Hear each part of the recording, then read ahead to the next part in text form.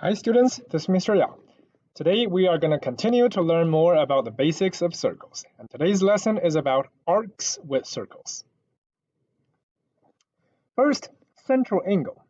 Central angle is an angle whose vertex is the center of the circle and whose sides are 2 radii. So here's an example. If let's say you have a circle right here, this is the center, and this would be a central angle right here. That's what this means. So because the vertex is the center, and then we use 2 radii to actually be the size of the angle, and that's what it is. So for example, angle ACB of this circle C. Then, if you think about it, if we count all these central angles together in the circle, that would basically form this angle right here, which is 360 degrees. Next, arc. Arc is a section of the circumference. So like this is a section of the whole circumference. And to define arcs, to separate arcs, we have minor arc and major arc. An arc whose measure is less than 180 degrees, and 180 degree, again, is a semicircle. That's 180 degrees. So anything that's smaller than that, anything that's less than that is a minor arc. Anything more than that is going to be a major arc, and anything exactly that is going to be a semicircle. For the naming of minor arcs and major arcs, for minor arcs, we're just going to name it by the end points. So for example, this little arc right here, we're just using the end point A and B to name it. So when we say arc AB, we're not referring to the other side, we're just referring to the smaller one, which is the minor arc. As for major arc and semicircle, we're going to name them by their end points and a point on the arc. So if we actually want to name this major arc right here, we are going to need, see, this extra point. And it could be an arc as big as that, or it could just be a semicircle. We are going to use 3 letters to represent. 2 are the endpoints, and then another letter on the arc. Moving on, measure of a minor arc. It is going to be the same as the measure of its central angle. You see this central angle right here is 50 degrees. Again, a vertex and 2 radii. That's going to form a central angle. That central angle is 50 degrees, and that means the arc right here that's facing the central angle is also going to be 50 degrees. And here's how we actually write it down. This little m represents the measure of the arc, measure of something. It could be the measure of angle, the measure of whatever. In this case, it means the measure of this arc AB is 50 degrees. Then the measure of a major arc is equal to 360 minus the measure of the minor arc. So for example, AB is forming a minor arc here and a major arc over there. To calculate the major arc, we're just going to use 360 degrees minus the minor arc, which gives us 310 degrees. Arc addition postulate. The measure of an arc formed by 2 adjacent arcs is the sum of the measures of 2 arcs. So we have arc AB right here. We have arc BC right here. Not there. We changed to a different color. We have arc AB right here. We have arc BC right there. You see, if you actually want the whole thing ABC, we just need to add these 2 separate arcs together. That's basically what this postulate is saying. Arc addition postulate. Now it's time for us to identify some arcs. Example 1. Find the measure of each arc of circle P, where RT is a diameter.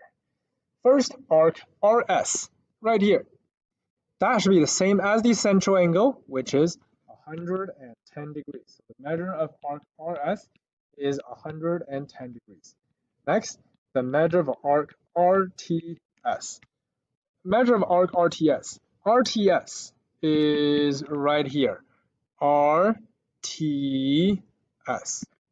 That's actually what it is. RTS. The whole thing. Which basically means it's the other part of this whole circle. We're going to use 360 degrees minus 110 degrees, because this is a major arc. That's going to give us 250 degrees. C, the measure of RST. RST is right here. Oh, I forgot to change the color again. RST. RST. Going through S, then go to T. And in that case, you can see T and R would form the diameter. That means this whole thing is basically a semicircle, which is 180 degrees. That's C. Next, example 2. Identify the given arc as a major arc or minor arc or semicircle and find the measure of the arc. Arc TQ. That's right here, same as center angle, so 120 degrees. B. Arc QS. As you may notice, QS has like two different arcs, and one side is a T, the other side is an R. But since we only have two letters, we are only using the end points to present it. That tells us this is going to be a minor arc, which is right here, this side. And I just realized I forgot to identify about A.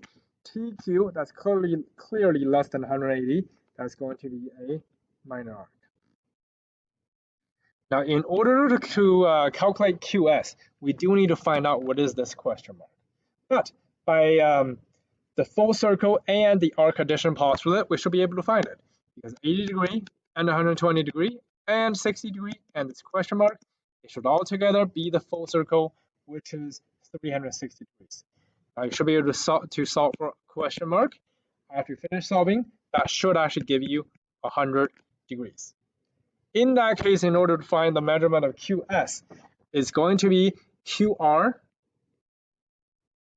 plus the measurement of RS, which is 100 plus the 60, which is 160 degrees.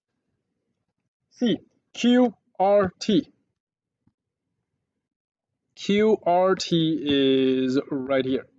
QR going through RT. QRT, that's clearly more than 180 degrees, so it's going to be a major arc. And the S for the angle, 60 degree plus 100 degree, and plus the extra 80 degrees. Altogether, 240 degrees.